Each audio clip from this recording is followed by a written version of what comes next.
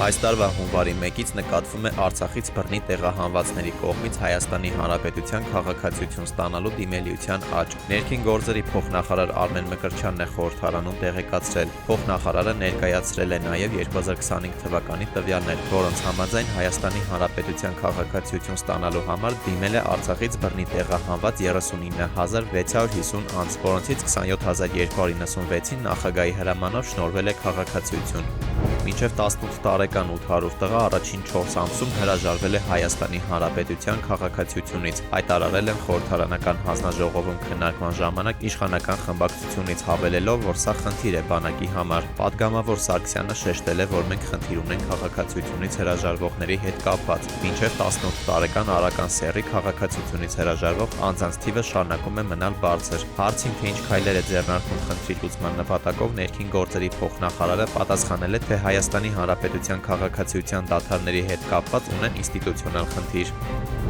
Ռուսաստանից Ադրբեջանի տարածքով դեպի Հայաստան կիրականացվի ևս մեկ տարանցիկ բեռնափոխադրում երկաթուղու միջոցով։ Ադրբեջանական լրատվամիջոցները գրում են, թե Բիլաջարի կայարանից հունիսի 9-ին կուղարկվի 12 վագոն պարարտանյութ, 828 տոննա ընդհանուր քաշով եւ 6 վագոն անթրացիտ ածխի տեսակ, 414 տոննա ընդհանուր քաշով։ Մինչև օրս ի դեպ Ադրբեջանի տարածքով Ռուսաստանից Հայաստան տեղափոխվել է ավելի քան 29000 տոննա հացահատիկ, 6000 տոննա պարարտանյութ, 133 տոննա ալյումին եւ 68 տոննա հնդկաձավար։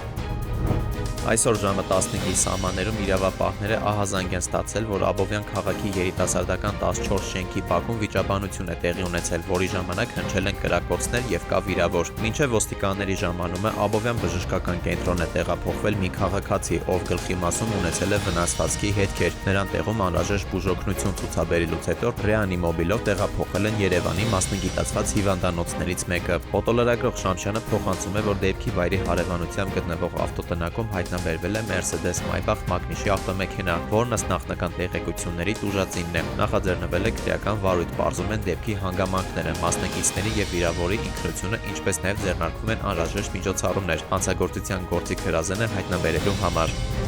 Բեռնատարի վարորդի խցիկում մաքսավորները չհայտարարագրված բնական մազեր են հայտնաբերել։ Բեռնատարը ագարակ մաքսակետ է մուտք գործել Իրանից։ Խցիկում առկա բարձերի միջից հայտնաբերվել են 143 կապ բնական մազեր 26 կիլոգրամ քաշով։ Դրանք առգրավել են։ Վերջին շրջանում այսպիսի դեպքերը ըստ պետական եկամուտների կոմիտեի աճել են։ Տարեսկզբից մինչև հունիս ամիսն ընկած հատվածում բացահայտվել է չհայտարարագրված եւ մաքսային հսկողությունից թաքցված բնական մազերի ներկրման 11 դեպք։ Փորձ է արվել Հայաստանի Հանրապետության պետական սահմանով ներմուծել ընդհանուր 621 կապ, 135.7 կիլոգրամ բնական մազեր։